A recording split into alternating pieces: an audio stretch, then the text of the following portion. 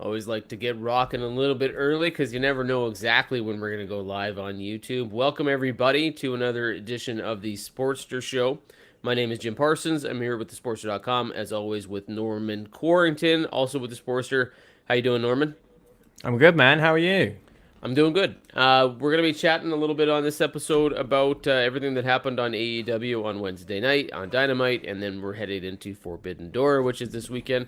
Perhaps we'll touch a little bit on some of the news in the industry. We'll quickly go through some of those things at the end. But our focus today is on Forbidden Door and the pay-per-view, the cross-promotional, inter-promotional pay-per-view that AEW and New Japan Pro Wrestling are putting on together. If you're a big New Japan fan, you are really into this pay-per-view. If you don't know New Japan very well, some of this is probably confusing to you. So we're going to try to sort things out a little bit, talk about the card, and get into the matches and what's going to be happening for fans that are going to be watching on Sunday. So where should we start? You want to start at the top of the card and kind of work our way through the biggest matches and then reference Dynamite as we do that? Does that make a lot of sense? Yeah, definitely. Let's start. So if we start with the how Dynamite opened, I guess, which will lead us to the Zack Sabre Jr. situation. Sure. Yeah.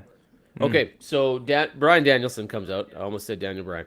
Bryan Danielson comes out to open the show to let us sort of know that he is not going to be medically cleared. And I do want to ask you before we get into this, how much of a factor is it that we're now having a cross-promotional pay-per-view with New Japan Pro Wrestling, AEW, Bryan Danielson, CM Punk, a number of the big people that you would be, Kenny Omega, are not on this card, right? Like, is that a huge... It's not like a missed opportunity for AEW because there's nothing they can do about it. These guys are all injured. But is that a real bummer? Like when you have those guys... Yeah, it's definitely a bummer. Yeah, for sure. And it's gonna be, I think, how the show turns out and how they cope. I think considering that like three of their biggest stars, that considering that we're not gonna get to see, CM Punk versus Tanahashi, or Kenny Omega versus whoever. Like this is a big deal. But I think it's going to be interesting to see how they manage and how they cope. And I think they've done a pretty good job considering that those guys aren't there. They've had to make some like last minute changes. Would it have been a better show with Omega, Punk, and Danielson on it? Almost definitely. But I think they'll cope. And then Tony Khan said that he wants this to be an annual thing. So those guys are going to get their chance at some point. Yeah. If it turns out to be something they do every year, then that's a whole different story. The first one, it's kind of like having an ECW one night only without any of the originals. In that way, it's sort of the same, right? But so Danielson comes out and says he's not medically cleared, so he's not going to be wrestling at Forbidden Door. He's not going to be wrestling at Blood and Guts, the AEW show that is going to be following this pay-per-view. So he announces that he has found a replacement for himself because Chris Jericho has paid Zack Sabre Jr., who Danielson was originally supposed to be wrestling on this show, to see if he's the best technical wrestler. So he needed to go out and find somebody that not only could be a technical master, but also somebody who was tough enough to face Jericho at Blood and Guts. So we're going to have a cross of those two people. And Danielson says we're going to be astounded by what this guy's going to do in AEW. So to me, that tells me, one, it's not somebody who's already in AEW. It sounds like a premiere of some kind. And two, whoever this person is going to have to be a incredible, tremendous in-ring technical wrestler. You and I both immediately thought of the same name. I'll let you reveal who it is, but I did think about this afterwards too, and I thought, well, there's a couple other people I could think of. Who are you thinking Danielson has selected here to fight Zack Sabre Jr., which is on the card here this Sunday? We both thought Cesaro immediately. That he was the first name that came to our heads. He has history with Bryan Danielson. I would say I'm like 75% sure it's gonna be Claudio, but you never know. I've seen a couple of other names thrown around on Twitter, which I think people have said, Jonathan Gresham, and just sort of, I think people are trying to plug in another sort of technical wizard into that role, which makes sense, obviously, because that Danielson versus Zack Sabre Jr. would have been like an absolute technical masterclass. They're two of the best sort of like most gifted like mat-based technical workers of all time. So people are it makes sense that people are trying to plug in guys like Gresham who wrestle very similar styles. Obviously, like they have their own unique spin, but very very similar. But yeah, I think it's going to be Cesaro, and I think the sort of vibe of the match is just going to be shifted. I mean, Cesaro is obviously is also very technically gifted, and maybe not quite. He's a little bit more of a powerhouse and not quite as sort of mat based, but he is a European wrestler, and he can pull that. I'm sure he can like pull that kind of stuff off. So yeah, I think that Zack Sabre Jr. versus Cesaro. We keep saying Cesaro, but Claudio I don't know what he's Castagnoli. going to call himself. CSRO or Claudio or whatever he's going to go by. We'll just say Cesaro for now because that's the brand recognition and all that. That Zack Sabre Jr. versus Cesaro is not like a match that I would have ever thought that. Like I would never have just thought like 5 years ago or whatever. I never would have been like, I really want to see Zack Sabre Jr. versus Cesaro. But now I think that it might be a possibility. I'm really excited about it. Of course, Danielson versus ZSJ would have just been, in a way, it's kind of a blessing that match isn't going ahead because I think it needed a better build. We didn't quite get a good build for that because Danielson's not been on TV a lot, obviously.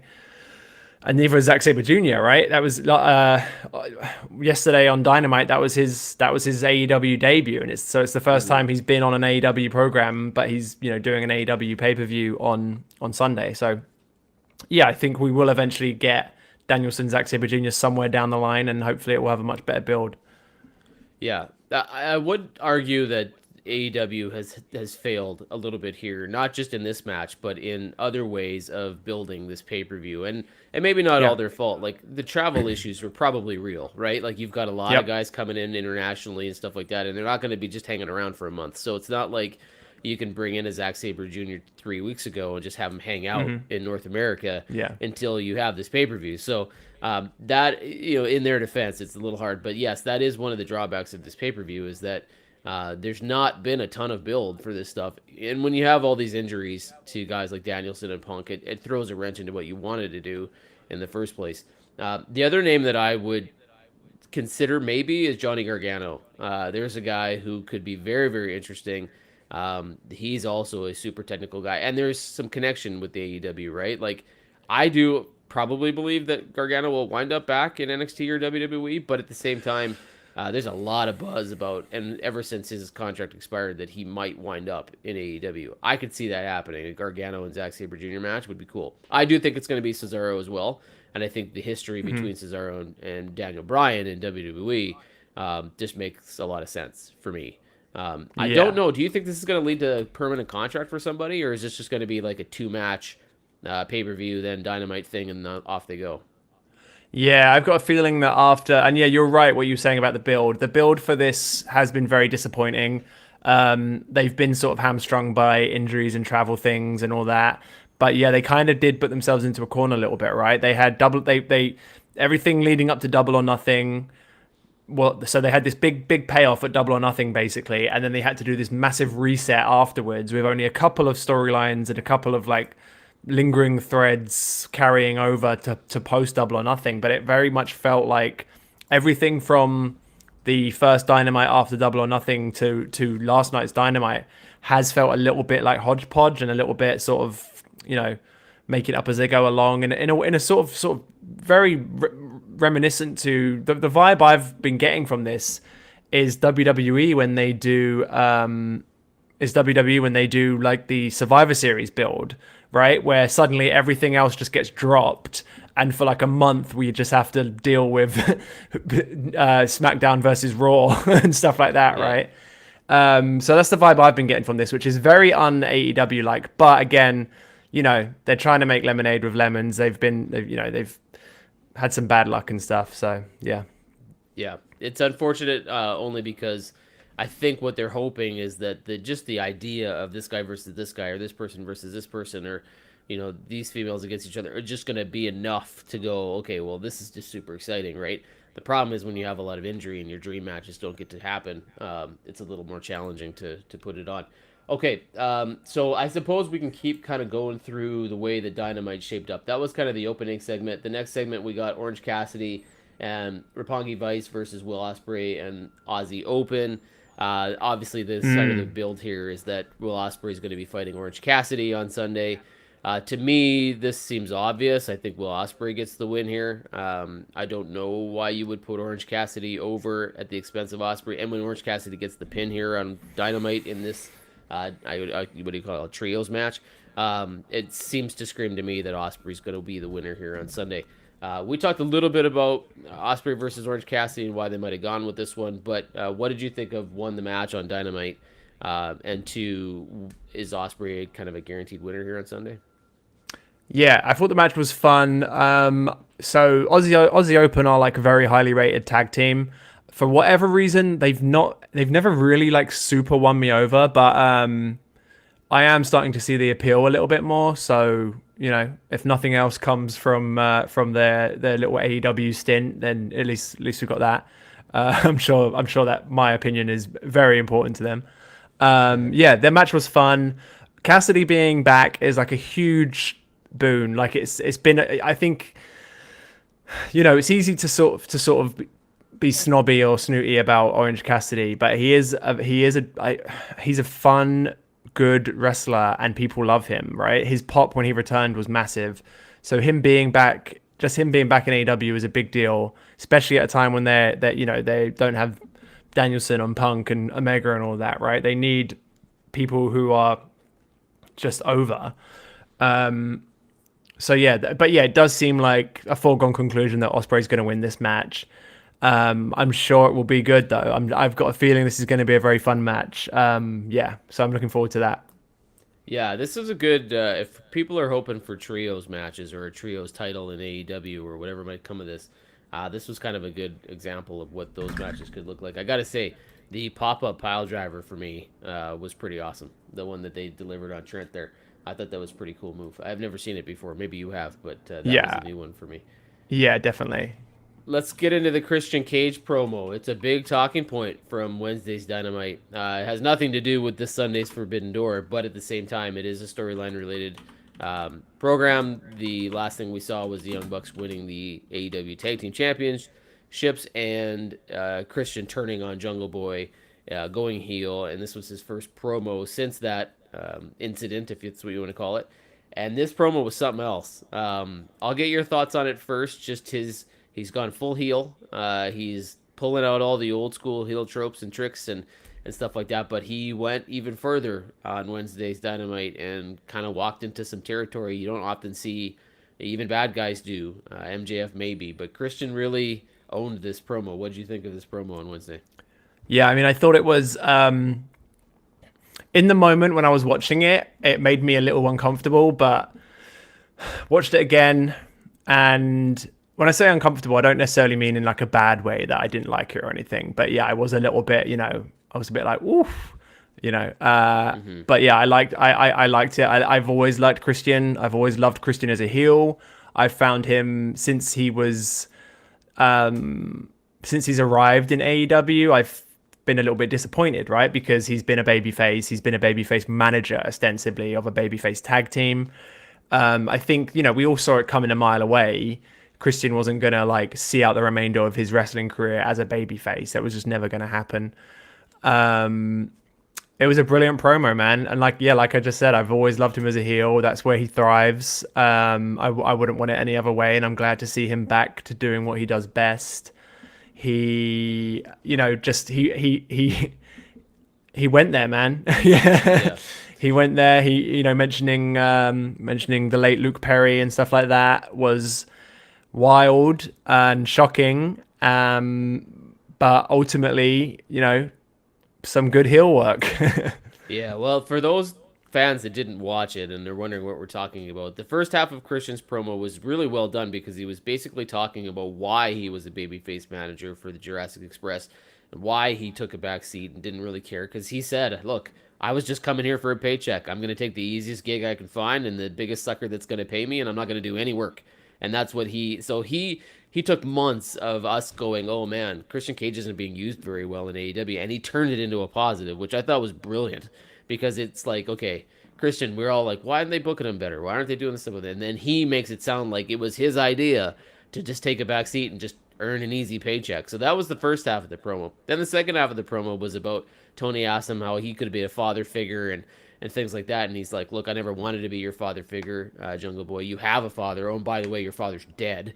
And then he says, which is a good thing probably because he would be really disappointed to see how you turned out. So then everybody's like, oh my God, did he really just go there? So my question is, I would assume this all has to be a talking point backstage, right? Like Christian Cage is just not pulling this out without talking to Jungle Boy first and going, hey, you're cool if I do this, right? Mm-hmm. Like that's conversation's got to happen, don't you think? Yeah, for sure. I mean, we've had this conversation. Well, not you and I haven't had this exact conversation, but I feel like the wrestling world has had this conversation before because we had a similar thing when Paige mentioned Reed Flair, right, in a promo. People got really mad about that. People got really upset, but people were acting as though Paige just went off script and said that herself, which was obviously not the case. It doesn't make it like 100% good, but that's the point, right? That's the point when you're cutting a heel promo. You really want to go, and I feel like you can get away with it in wrestling. Honestly, I feel like when these heel promos, you have to like plumb the depths of your like soul to just be a complete asshole. Yeah. Well, he was very good at it. Yeah, he did a very, very effective job. And then to like play with Luchasaurus afterwards and say, hey, remember what happened to Marco? Playing off of the whole Jungle Boy Marco stunt potential friction between those two, and then say, hey, no, I'm like a father figure for you. You're like a son to me. That he says to Luchasaurus, who then stops mid beating and says, oh, okay, let's go talk, right? That was genius too. Like, it was just really well done. It was the best part of the show for me. I thought it was really, really well done. It was good. Let's get back to some of the Forbidden Door developments here. So we've got the All-Atlantic Championship qualifier match between Penta Oscuro and Malachi Black. This was a really good match. Malachi Black gets the win here. A couple big spots during this match. He does hit his finisher for the win. Which then will lead us to the fact that the All-Atlantic Championship now has Pac versus Miro versus Tomohiro Ishii and Malachi Black. Miro does a promo at the end of this match saying he's the Redeemer. He's going to come and destroy everybody, blah, blah, blah, blah, blah. Who won match was pretty cool, yes or no? And who do you think wins this four-way, if that's what they're calling it? Yeah, it's... So, I thought the match was great. I do like what Malachi's been doing in AEW. These two had good chemistry, I really enjoed that. This All-Atlantic four-way match, I think it's going to go to an AEW talent, so that rules out Ishii. I don't know who you have win this belt out of three very popular European wrestlers, right?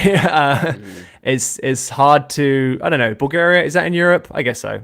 I think Miro, it's hard to say because I don't know who needs a title the most out of those three, out of Malachi Black, Pac, and Miro, because I don't know that Malachi actually needs a title.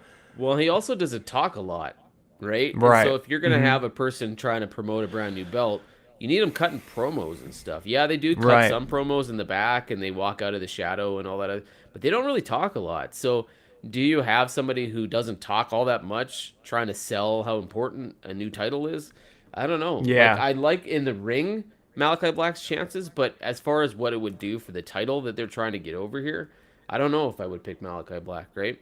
That's what I'm thinking. I'm thinking that rules him out. So I think it's between Pac and Miro, and I think, well, if you're talking about promos of the two, Miro is the best promo there, right? And when he was TNT champion, right? That was awesome. I think that reign kind of, I don't want to say it was cut short, but and I totally understand why they took that title off of him when they did, but it did see at one point it seemed like he was going to be TNT champion for forever. Like it felt like for a long time. I feel like maybe they want to put maybe they're trying to make good for that and strap Miro up again, and I would not complain. Yeah, it makes sense to me. I would probably pick Miro as well, especially the way they finished that segment on Wednesday. That he was sort of talking to all of the people in the ring and saying, I'm coming for you. He's probably the favorite if you could pick one, but this might be the most unpredictable match for me on the card. This is the one where Yeah. I really don't know exactly what they're going to be doing. It's also just going to be interesting to see how this match is laid out, right? This is four really different styles, right? I think maybe Ishii and Miro are like slightly similar, but yeah, this is four guys with four very different styles, different backgrounds. And I'm really looking forward to seeing how this match plays out, honestly. I'm more excited about it now than I was when we started recording, I'll say that. It should be good. There's going to be a lot of really good cards on here. We talked about the lack of a build, but keep in mind, I think both of us are agreeing that the matches on this card are going to be great. Like it's going to be very hard to find one where you're like, ugh, this isn't good. Like they're all going to be good matches. Moving on, we had Hangman Page versus Silas Young. Good showing by Silas Young for fans that don't know him very well. Very good in-ring display. Lots of athleticism. Big dude, but really can move around a lot. But it does come down to Hangman Page getting the buckshot lariat for the win. But the real takeaway here was what happened at the end. Jay White and Adam Cole come out. Adam Cole is going to do, what is it, story time with Adam Cole. Then Jay White cuts him off and says, hey, no, I'm probably not going to let you do this thing right now. We got to talk about what's happening here at Forbidden Door. Who are we wrestling? What's going on? I can't wrestle you because you've lost to Hangman Page twice. Then he goes into the ring and he confronts Hangman Page and he says, yeah, well, it's not going to be you either, which then equates to a slap. So then there's a brawl and a fight.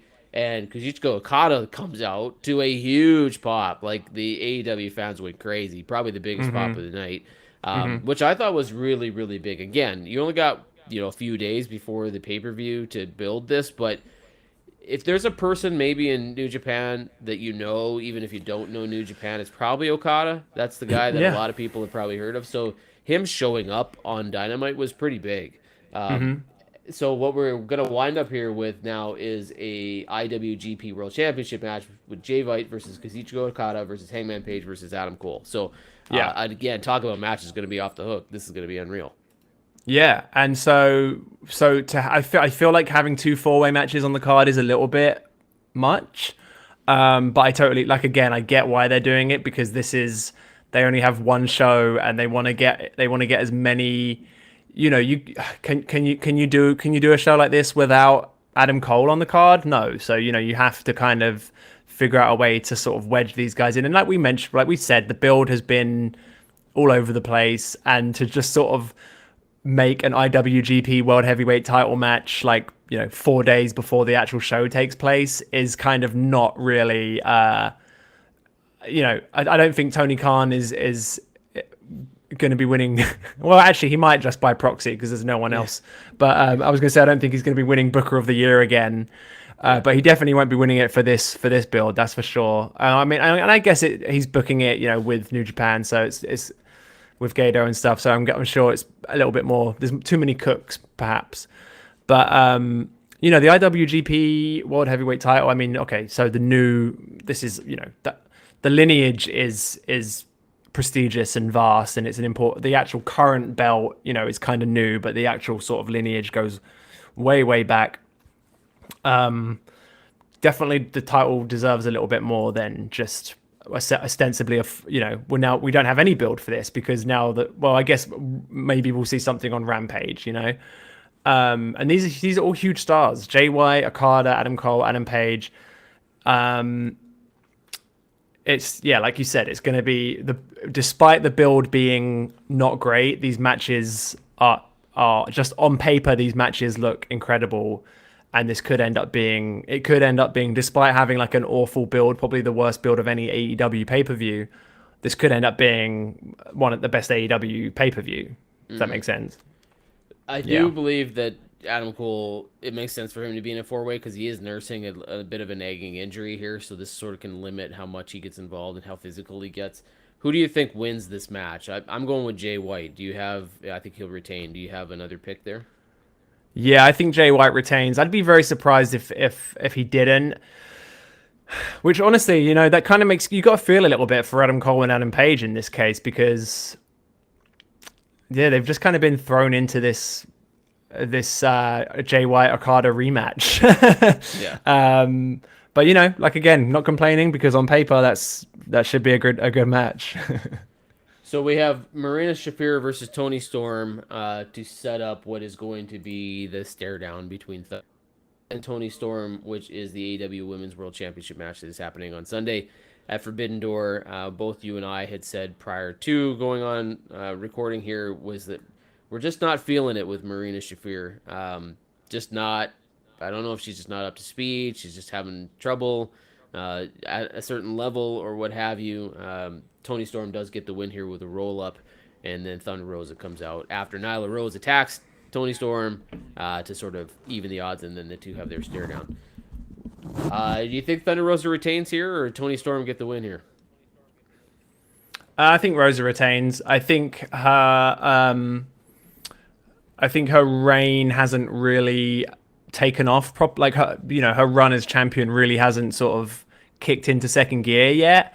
I think it would be a shame if they sort of cut off her chance to make something of her reign.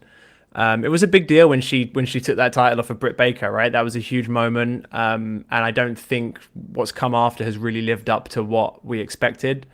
But yeah, I think Rosa retains. I do think I feel a little bit bad for Toni. I feel like she has lost more matches than you would have thought she would when she first came in. But the match again could potentially be an absolute banger. So yeah. Well, they have done solid for Toni Storm in the last few weeks. One of the criticisms of WWE is that they do 50-50 booking for these people they're trying to push for a pay-per-view match, and sometimes they'll win, sometimes they'll lose. And you're like, why would you have these people lose right before a big pay-per-view match? They have had Toni Storm win a couple weeks in a row here, so they've built her up to be what we would hope is a credible opponent for Thunder Rosa. But yeah, I don't see her winning this one either. I don't think it's her time yet. I think you're going to keep going with Thunder Rosa. So we had the main event of Dynamite was Chris Jericho and Lance Archer versus Jon Moxley and Hiroshi Tanahashi, which really the takeaway here was the brawl at the end, the chaos that came of this, all sorts of people coming down to the ring, getting involved. Sammy Guevara was there, Eddie Kingston's fighting, Wheeler Yuta's fighting, everybody's fighting. So this is setting up the Chris Jericho, Sammy Guevara, Minoru Suzuki versus Eddie Kingston, Wheeler Yuta, and Shota Umino. That's the match happening on Sunday. And then the stare down between Moxley and Tanahashi at the end, which lasted for like 8 minutes, I thought was a little bit awkward. Yeah. It's like, how long are we going to stand here while everybody else does their thing and we close the show? Yeah. I thought it was interesting, too chaotic for me, to be totally honest with you. And we talked about this earlier. You're like the resident New Japan guy. You know this stuff really well. I am only vaguely familiar with a lot of the stars on the show. I know the big guys, but there was a lot of people that were in that whole segment. I was kind of getting lost. Like, okay, who's this? What's going on? I just felt like as though AEW tried to cram in whatever they could there at the end of that show and didn't really take the time to let some fans who might not be at all familiar with New Japan Pro Wrestling who some of these people are, who's involved in this, what's going on here. And I think that's a responsibility that you have to have when you're AEW and go, let's just make sure that the fans know who all these people are. And I think that got missed a little bit at the end of the segment there. It was just too busy for me, but still interesting. And we do get the sense that the Moxley Tanahashi is kind of the big appeal here for Sunday. Yeah. This is the match AEW seems to be pushing. And why not? Because you're going to get an interim, potential AEW champion out of all this. So, what did you think of the close of the show? I thought it was fun, but yeah, it was very, very chaotic. I did think it was very. I thought Mox and Tanahashi staring each other down while just chaos ensued around them was a lot of fun. But you are right; they are trying to cram in multiple angles that are sort of tangentially linked, I guess, since Mox is a part of the Blackpool Combat Club. But yeah, I thought it was fun. I mean, Eddie Kingston just by being Eddie Kingston being there, it's automatically a 10 out of 10 segment as far as I'm concerned. Yeah, and what you were saying, we've mentioned the build being a little bit lackluster, not even lackluster, just a little bit all over the place. You're also right about them not doing a very good job of really, and this is a conversation that's been happening, in the wrestling community since AEW launched, basically, is how can they bring in casual fans, and do they even want to bring in casual fans? And it's become very clear that they're not super interested in casual fans. They're more interested in hardcore wrestling fans. And that's never been more apparent than these last few weeks, right? So look, Okada, Tanahashi, these guys are like big stars in the wrestling world, and they're not like John Cena's or anything. Well, I guess Tanahashi's kind of like the Japanese John Cena, but some of these guys are like big stars into hardcore wrestling fans, right? And they're just kind of showing up on, if you're like a casual fan and you're flicking through the TV and you come onto TBS and you're watching Dynamite, how are you supposed to know that Okada is a big deal? I guess you have Excalibur kind of talking them up and bigging them up and explaining their resumes and stuff, but like you can't really. That's not enough, right? 5 seconds of Excalibur sort of bigging someone up isn't enough for you to sort of. You can just go like, okay, well, I guess this guy's a big deal, but like, why? You still don't have a reason to care about them. Now, I think it's good that there's a popular wrestling promotion that caters just to hardcore wrestling fans, but and I want to be clear right now, like I absolutely adore AEW. I think in general. I think what they've been doing for the last couple of years has been absolutely fantastic. The ratings aren't where we thought they would be, right? Or where maybe they might not even be where Tony Khan wants them to be, right? They can't quite tick over over that 1 million mark. And they've actually gone down a little bit based from, various reports recently. Their ratings have actually gone down a little bit during this Forbidden Door build. And they're gonna have to do some rebuilding, I think, once this is all done. And that's another thing, right? Once this pay-per-view is over, is that it? Is that the end? Do any of these feuds continue, or does Zack Sabre Jr., does Tanahashi, Ishii, do they all just go back to Japan and we don't see them again until next June? So yeah. Yeah, it's an interesting question. Do you think that Tony Khan is going to be too stubborn to look at these numbers and go, okay? Because I have to think that he walked into this pay-per-view and this cross-promotional joint venture with New Japan and said, okay, this is going to be good for us. Like this, and it is, but that this is going to be, really a test to really set us apart. Like, we're doing this, nobody else is doing this. This is going to be... And I'm sure he probably thought the ratings would be better than they are. So do you think when this is over and the smoke clears on this pay-per-view that he goes, oh man, that did not work like I thought it was going to work? And he'll change it and go, okay, well, maybe we need to start doing some stuff that gets some of these casual fans in? Or does he not care? Is this not a ratings thing for him? You would think it has to be with the new Warner deal and the possible TV extension that's coming up with it. You'd think he'd have to be focused on stuff like that. But what do you think his mentality is after this? He's a billionaire, so he's a little bit stubborn just by nature. I don't think he's going to worry too much, right? I don't think he's going to panic. I think he knows that he's got some wiggle room. He's also kind of like funding this venture by himself, right? I guess Warner could like cancel their contract or whatever. But yeah, I will say this. I don't think that the build for next year's Forbidden Door is going to be anything like this year's. I think for sure they're going to actually like learn from these mistakes, try to sort of sow some seeds a little bit sooner, not just have everyone arrive all at once and just everything be a great big, cluster F for 1 month, in the same vein as a WWE pre-Survivor Series build. So yeah. Yeah, you would hope that maybe next year they can at least put some video packages together from people in New Japan and introduce you to some of these stars, even if they can't be there live.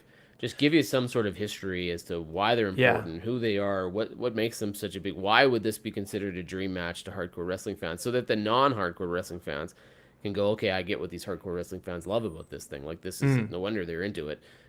Just have some sort of, whatever. Okay, what we didn't do was talk about the FTR, Jeff Cobb, Roppongi Vice, IW, ROH, and IWGP Tag Team Championship matches. That's another one on this card.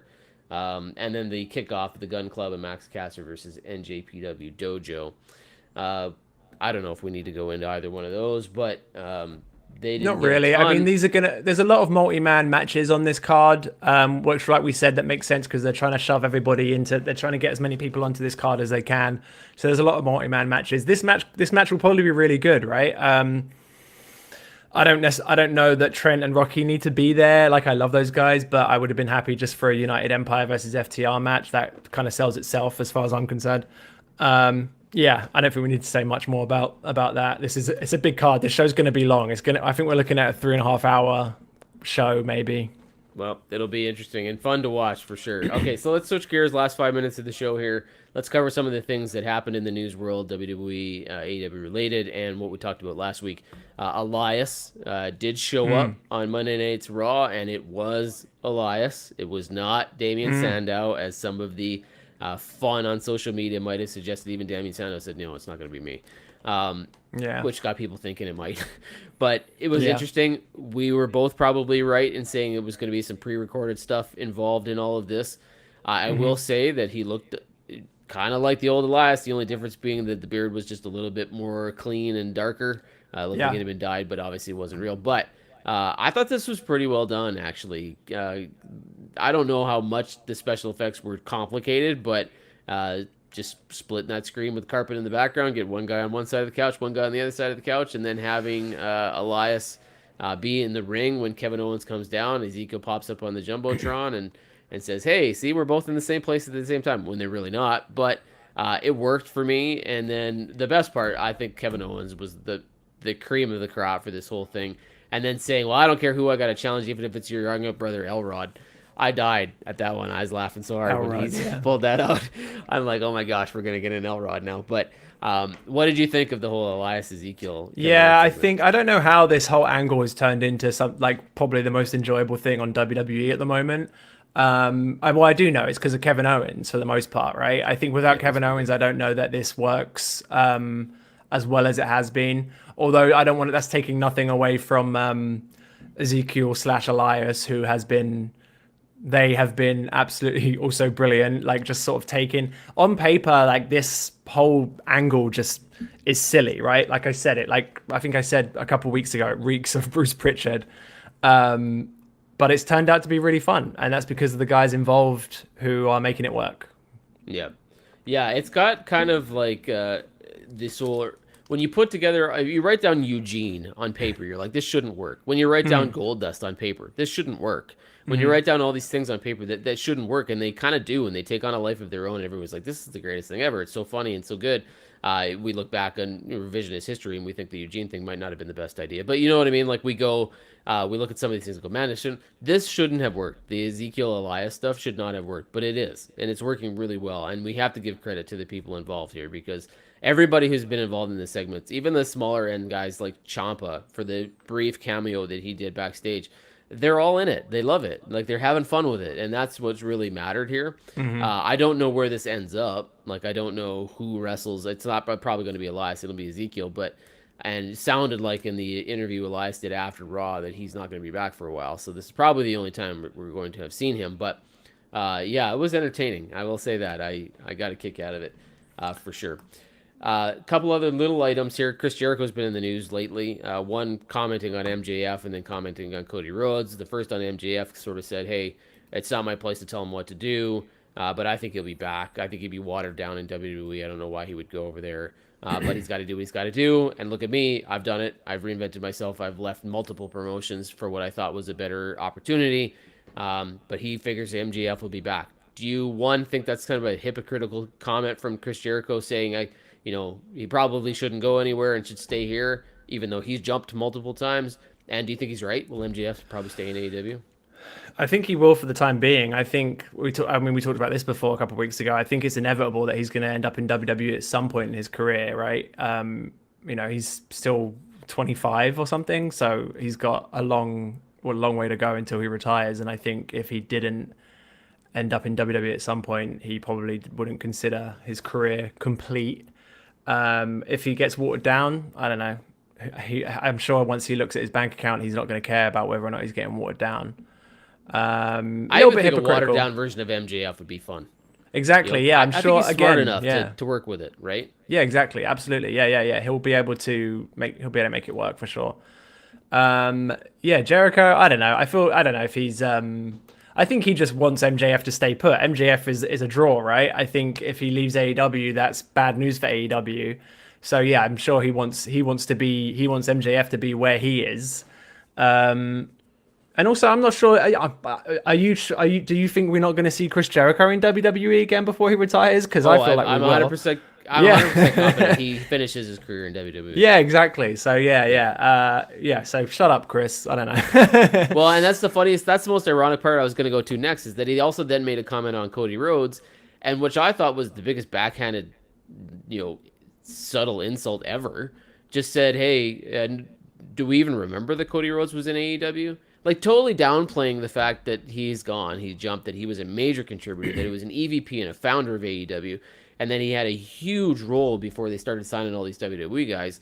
And then Chris Jericho just says, "Oh, hey, by the way, we don't even care. Like, we don't even remember that Cody Rhodes was here. Great, he's gone on to WWE. He's doing good things. We're doing just fine without him." I thought, man, talk about not being able to read the room. Like, at least acknowledge that, and that would be like saying Jericho didn't matter when he jumped from WCW to WWE. He clearly did, right? So Cody Rhodes jumping from AEW to WWE was a big deal, right? Mm-hmm. And if you say MJF, he doesn't want MJF to leave, well, shouldn't the mentality be, well, it doesn't matter if MJF leaves, we'll be just fine. You know what I mean? Like, it was such a weird thing to say, and maybe he didn't mean it that way. I just thought, like, what an odd thing to say about Cody Rhodes, as if he didn't matter at all or had no real impact on what AEW is now. And I thought, that's just weird. Yeah, you're totally right. Disrespect, but I think maybe he's just playing up a little bit. Typical Chris, honestly. Yeah. Well, when he comes back to WWE, we'll all be able to say, well, it doesn't really matter because you weren't really in AEW. Nobody remembers that run anyway, right? Yeah. Like, that's the thing I don't get about that stuff. All right, well, we'll call her a show. We're going to look forward to Forbidden Door. I'm assuming you're going to be covering that extensively for the Sportster, so watch for some articles on that, the results, what happens there at the pay-per-view. We hope everybody gets a chance to watch it and enjoy it. Even if you're not a New Japan fan, you get the chance to get your first real taste of what that could look like in some of these dream matches that we're going to get, even though we won't get them all. But Norman, thank you. For everybody else, I appreciate you joining us. This has been episode 12 of the Sportster Show. Check it out on your favorite podcast platforms. Download, subscribe, give us a rating on Apple Podcasts. We'd greatly appreciate it. And until next time, we'll talk to you guys again.